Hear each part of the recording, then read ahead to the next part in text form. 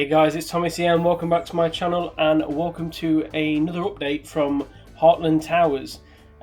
This is going to be quite an exciting episode. As you can see here, I'm just kind of finishing off a bridge that I've built over a bit of water. That was coming from where the water section was from the stand-up coaster pools. I just want to kind of show off here where the bridge was, because I've not put in the sort of time lapse of the build, mainly because I didn't want this episode to be too long. It's already sat at about 17 minutes because I'm building a new coaster, which you will see shortly. So yeah, I just went for this sort of bridge there that you can see here, and this is going to be the new coaster. Now, I'm building one of the Pioneer coasters in Planet Coaster, which is essentially the what everyone knows as the bird coaster. It's got two swinging carts either side of it, and yeah, I decided that I was gonna be slightly different and attempt to build one of these as a sort of family attraction within the park. Now, I have done a video on this style of coaster, on you know, where it comes from, why it's in the game, what you can kind of expect from it, because it isn't as simple as it might look. It isn't the easiest coaster to build. It's very hard to get the coaster just right. So yeah, I have done a video. I will leave a link to it just here, so you can click on that if you do want to have a look at it. And I kind of go through the history of it and where it is in real life, because there is, believe it or not, there is one of these coasters in real life. As I say, you'll have to go and watch that video that I've done previously on it. So yeah, so that, I mean, the main point of this coaster is the fact that the train, which is a bird, can go upside down, but the swinging cabins either side of it don't go upside down, so the guests never themselves go upside down. They stay the same way. They just swing about in the cabin. So that's really the selling point of it. Now, trying to get that balance right, trying to get the speed right so they're not swinging all over the place, is really quite difficult.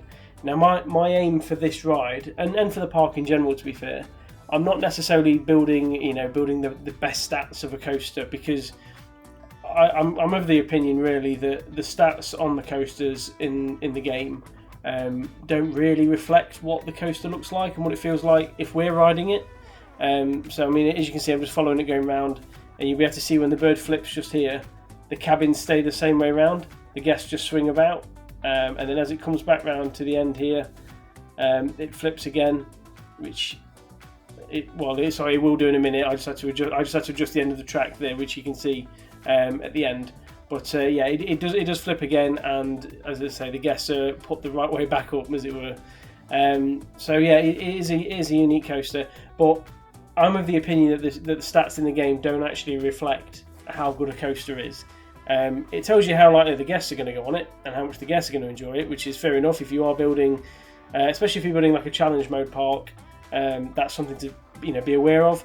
But I think if you're building one that you want to look realistic and want to look fun for other people to look at, then I would, not 9 times out of 10, I would say just completely ignore the stats and just kind of go with what you think is right and what you think looks right.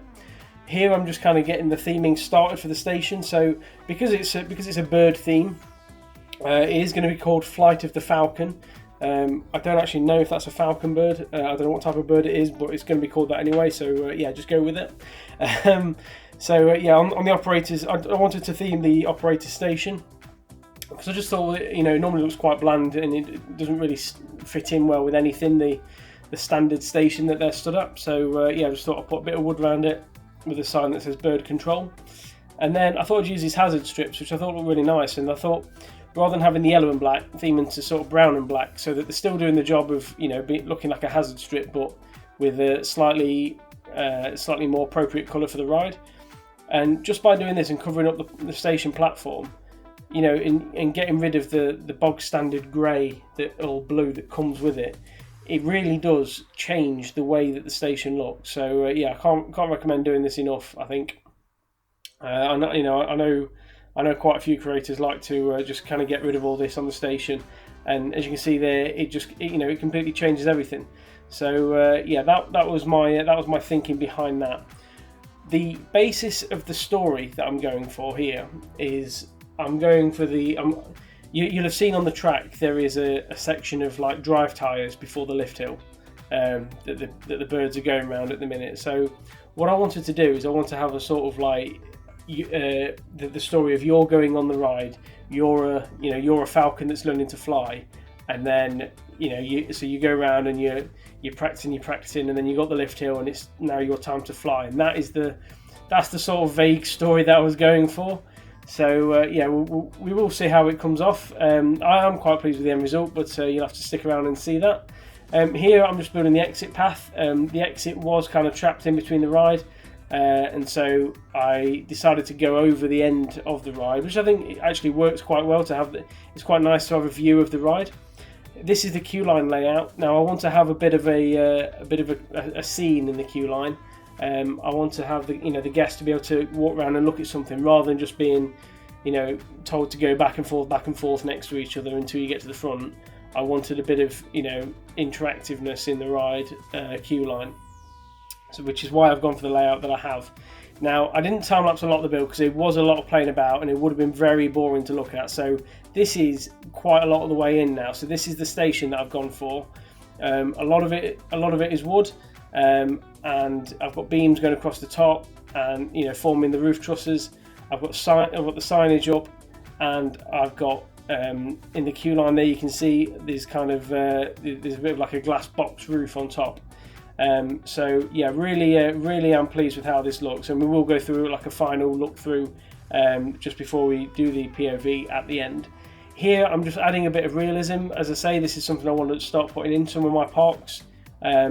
So because on top of the roof just inside the station I've got some air conditioning units, so what I wanted to do here was just put a ladder up so that any maintenance guys can climb the ladder and come up and fix any issues up there. But obviously if they're going to come up there they need a bit of protection, so that's what the fencing is for, just to kind of provide a bit of edging for that roof there where there's nothing else on top, because it is just a flat roof. So from there it's just a case of moving the ladders slightly along so that they can fit in just right. So yeah, that was the idea there. I wanted just a bit of a natural path because it doesn't need to stand out or anything. Again, no one's really going to use it, but it's just there to show you that I've considered an aspect of realism. This section here where I'm just putting the planting down, this is part of the sort of, I mean I want to call it a dark ride section. It's it's the drive tyre section of the ride, but this will all be indoors, and this will be where the story kind of goes on the ride. As you can see there, we've got a bit of signage up on the roof, which we'll go through obviously on the POV. But in here I just wanted to have a load of bushes, a load of flowers, a load of greenery. I've got some of the effects with the leaves blowing everywhere going up, and then I've got the big falcon decoration as well, or the big eagle or bird, whatever you want to call it. I'm no bird specialist. I'm not David Attenborough, so yeah, please don't pick me up on whether it's a specific type of bird or not. Just go with the story. So yeah, that is an overall shot of the ride of what I've come up with. Here we're just kind of going to stick some of the lighting in so that if you do want to ride this at night time, it doesn't have to be in the pitch black. I personally have been on it in both day and night, and my personal preference is that it's a daytime. However, I don't think it looks bad at night. I think it's one of those that can be done either way, but my personal preference is just to do it in the day. And then at this point, I was just kind of thinking about lighting up the coaster itself again, in case anyone wants to go on it in the night time. So here I'm just kind of sticking some lighting along the side of the lift hill. Again, this just makes things stand out a little bit, and because the track's blue, I thought I'd give the lighting a bit of a blue tint, because I thought that just had quite a nice little effect. As you can see, the rest of the track is in pitch black at the minute, so I don't want to have a ride that is in the complete darkness. So hence why I've decided to start adding the lighting to the ride, just in case we do want to ride it at night time. And obviously, as the park progresses. And we keep coming back to the park as a whole, flicking to night time, I want this area to light up and stand out. So yeah, that was my thinking there. Here I've just wanted to make sure the signage at the top where it says fly fly fly, I just wanted that to be lit up, so I was just putting some lights at the top of the stairs there. And then I was going for floodlights just down here, changing these to green just to kind of match the trees and the sort of forest or wood area that the ride is in. And then it was time to put the roof onto the dark ride itself. Now, obviously, it's a bit of a weird shape here, so I just had to make do with the curved pieces of the roof just to get it right. Unfortunately, the bird is a little bit too big for the height of the building, so where the bird is there, I've got to just kind of increase the height just for him. But I thought, you know, there's no better decoration really than putting that bird in for this ride. So yeah, and then there's the exit path with this picket fencing, and I just wanted to make it look a bit more realistic, a bit more safe, and just have the picket fencing going all the way around the exit here, so that guests, obviously they wouldn't because they're not programmed to, but obviously I just don't want them wandering around anywhere, and that was really the idea behind that sort of layout. I just wanted to tidy up the roof here because as you can see, there's ivy kind of poking through different sections. So I was just kind of going across, and anything where it looked really bad, I was just kind of getting rid of. But if it was marginal, I would have left it. And then just having a bit of a sweep round there. Notice there was still a hole in the wall just here, because I did think I had to lower the roof there, but I didn't in the end. So yeah, there's that is the indoor bit, and then this is the station here. Now, what I wanted to do was, again, just add a bit of just some props really to make the station look like a real life station. You know, the station itself would have different bits of equipment in, different storage boxes, storage units. So yeah, that's what I was going for really. I was flicking through the scenery pieces, the sort of miscellaneous ones, and just seeing which pieces would fit really nicely onto the station. And you know, whether that's ropes, whether it's barrels, whether it's boxes, whether it's road signs, or barriers like the one I'm putting in just there, for example.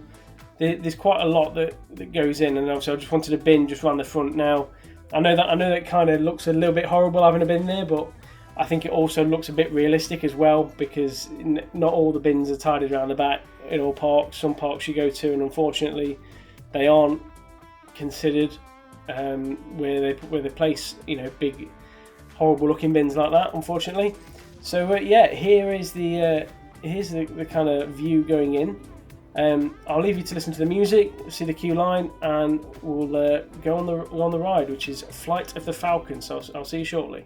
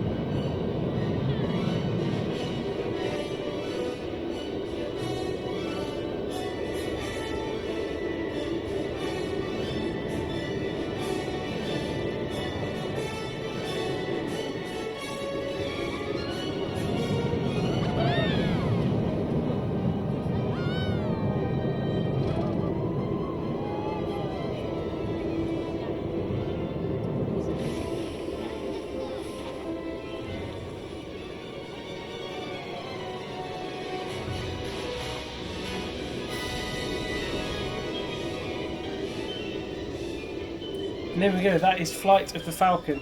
I just want to point out that it looked a bit shaky towards the end, but if you look at it from a third person point of view, it's not as bad as it felt on the POV. So I just wanted to point that out there. It's not quite as scary as that, but yeah, really happy with that. If you did enjoy that, please leave a like and subscribe if you're new. Really looking forward to building more on this park, and yeah, I'll see you in the next episode. Thank you for watching. Goodbye.